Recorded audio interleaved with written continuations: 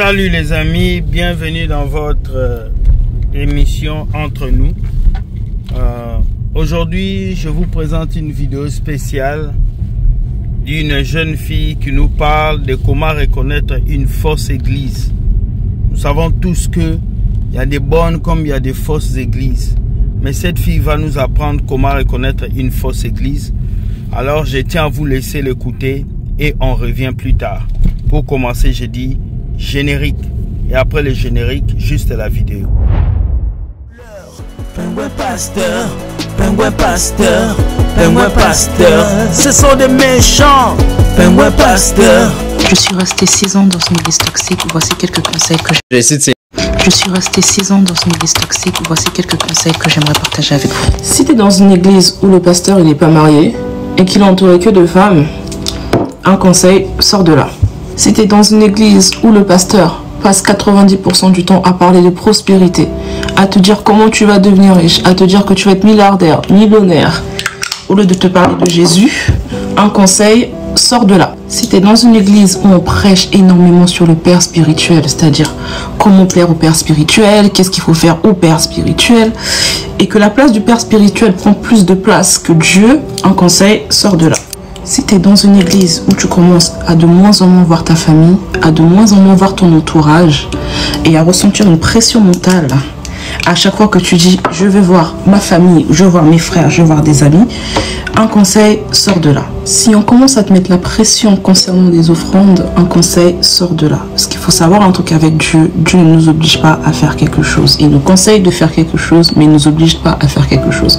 Donc si un homme commence à te mettre la pression par rapport aux offrandes, un conseil, sort de là. Et je tiens à préciser, je ne parle pas de dîmes, je parle des offrandes. Parce qu'il y a quelque chose que je trouve bizarre, c'est pourquoi les offrandes sont aussi accentuées sur l'argent. Pourquoi ne pas donner un panier de fruits ou je sais pas, faire des courses? C'est toujours l'argent, l'argent, l'argent. Non. Quand un pasteur commence à te mettre la pression sur faire les offrandes, donne l'argent, un conseil, sort de là. Et petite parenthèse, si un pasteur te pousse à aller prendre des crédits, un conseil, sort de là. Un jour, je ferai une story time sur comment un pasteur, une église que je côtoyais, m'a poussé à prendre des crédits. Donc, si un pasteur commence à te dire, va prendre des crédits pour faire telle offrande, fuis. Si tu es dans une église où le pasteur te pousse à forniquer avant le mariage, un conseil, sort de là. Ah oui, moi ça m'est arrivé. Il me disait à l'époque, non, mais spirituellement c'est ton mari, donc vous pouvez y aller, nanana. Oui, il me poussait à forniquer parce que pour lui, spirituellement on était déjà mariés. Et la preuve, aujourd'hui, on n'est même plus ensemble. Donc, sort de là. Petite parenthèse, il faut savoir que ce pasteur-là, justement, utilisait la parole de Dieu pour essayer de me convaincre de coucher avec lui et pour essayer de me convaincre de prendre des crédits pour faire des offrandes. Je ferai une story time pour mieux vous expliquer. Ah oui, et si c'est le pasteur qui vient te voir pour te dire que oui, Dieu m'a révélé que telle personne est ton mari ou ta femme, fuis de là. Vraiment, fuis de là. Ou demande une confirmation à Dieu. Mais ne laisse jamais un pasteur choisir la personne avec qui tu vas finir ta vie sur soi-disant Dieu lui a dit, Dieu lui a révélé. Dieu n'a qu'à te révéler aussi. Si on te met vraiment une pression mentale, psychologique, un conseil, sors de là. À un moment donné, on est censé être dans un lieu de paix. Pas un lieu où on te torture mentalement, on te torture en gros, psychologiquement. Sors de là. Des excuses de ces personnes qui te torturent mentalement et psychologiquement, c'est tu es en train de passer une épreuve, Dieu est en train de t'éprouver, tu passes un brisement. Non, vous détruisez l'enfant des gens. Et la plupart de ces gens-là aiment bien utiliser aussi la fameuse phrase, oui, si tu fais pas ça, Dieu est en colère contre toi. Arrêtez en fait de toujours torturer les enfants des gens, de les manipuler psychologiquement avec la phrase de oui, si tu fais pas ça, Dieu est en colère contre toi. À un moment donné, arrêtez. Donc c'est dans une église où on te montre plus le côté redoutable de Dieu, Dieu en colère, Dieu va te frapper, au lieu de te parler de l'amour de Dieu, un conseil, sors. Si tu es dans une église où on commence à t'imposer un style vestimentaire, ça veut dire obligé à t'habiller d'une manière bien précise, c'est-à-dire obligation de mettre un foulard, obligation de mettre que des jupes, etc., pas le droit de mettre un jean et tout, ma belle, si tu n'es pas convaincu, sors de là. L'erreur que moi j'ai fait, c'est parce que j'ai observé les gens autour de moi. Je me disais, s'ils le font, il faut absolument que je le fasse. Et pourtant, je n'étais pas forcément convaincue de mettre le foulard comme tous les autres. mais je l'ai fait à cause des personnes autour de moi. Donc si tu n'es pas convaincu, ne le fais pas. Toute chose qui se passe dans ton assemblée où tu n'es pas convaincu, ne fais jamais par suivisme. Si tu es dans une église où le pasteur commence à se prêcher lui-même des exploits qu'il a pu accomplir de lui-même, à commencer à dire qu'il a des ennemis partout, qu'il passe 1 heure à parler de lui, un conseil, sors de là. Si tu es dans une église où on commence vraiment à idolâtrer le père spirituel, c'est-à-dire même les membres autour de lui, tout c'est le père spirituel, t'entends beaucoup plus papa, le père spirituel que Jésus, un conseil vraiment, sors de là.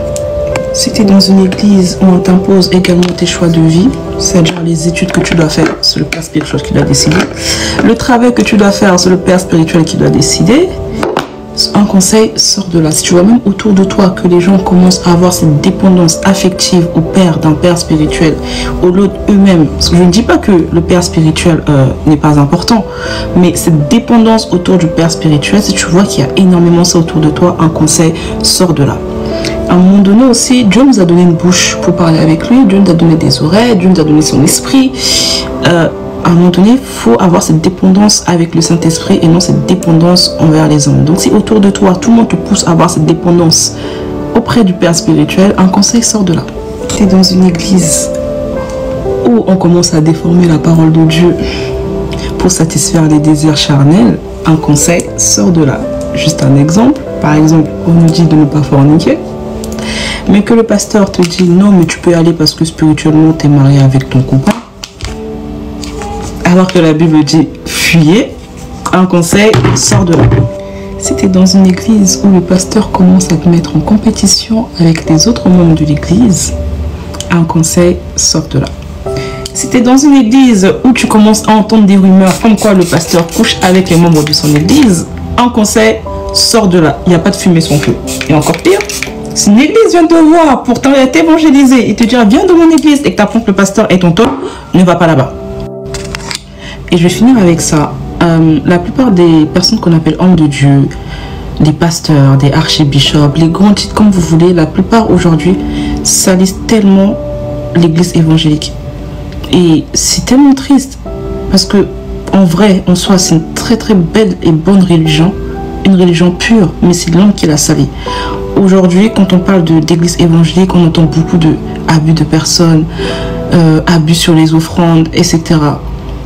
Un jour, je ferai une story time sur ce que j'ai vécu dans l'ancienne église que je fréquentais, de ce que j'ai pu observer, de ce que j'ai pu voir, de ce que j'ai pu entendre. Et je vous assure, beaucoup de personnes sont dans mon cas aujourd'hui. On fuit les églises évangéliques. Et pourtant, c'est une très très belle religion. Mais la plupart des gens qui sont à la tête, je ne catégorise pas tout le monde. C'est pas tout le monde qui est mauvais. Mais beaucoup de personnes qui sont à la tête d'églises évangéliques, c'est des gens qui abusent énormément. Et surtout de la jeunesse. Ils dépouillent énormément de jeunesse. Ils ne se rendent pas compte qu'ils détruisent mentalement en fait la plupart des jeunes aujourd'hui. Cette religion est tellement salie par des mauvaises personnes et pourtant c'est une très très belle religion. Et ça, c'est ça qui est vraiment dommage. On travaille sur un projet avec quelques personnes où on va sortir un podcast et on va lire les témoignages de plusieurs personnes qui ont subi justement certains abus, que ce soit psychologiques, mentaux, voire physiques, dans des églises évangéliques. Le but, c'est pas en mode... Hello les amis, pendant que je suis en train de partir au travail, j'aimerais vous dire merci pour vos partages, merci pour votre participation, merci d'être là avec moi tous les jours et que Dieu soit avec vous. Vraiment merci à tous ceux-là. Cette fille vous a expliqué quels sont les signes d'une fausse église.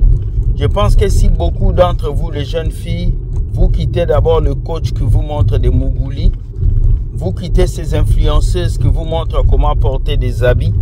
Vous quittez toutes ces personnes qui vous montrent une vie d'aloca. Si vous mettez votre temps à pouvoir vous concentrer sur la Bible, vous allez comprendre les signes comme cette fille a compris les signes. Voici les signes pour reconnaître une fausse église. Faites attention, ne vous faites pas exploiter par ces pasteurs. Quand vous avez Jésus, vous pouvez détecter beaucoup de choses. C'est ce que nous on a fait. Voilà pourquoi on a détecté. Aujourd'hui, on est sorti de ces églises. Et je tiens même à dire souvent aujourd'hui, je suis fatigué de cette chrétienté. Donc les amis, soyez bénis, que Dieu soit avec vous. Je suis désolé, il fait très nuit chez moi. Donc voilà, je suis en train de bouger pour aller au travail. Voilà, il fait nuit, donc c'est comme ça.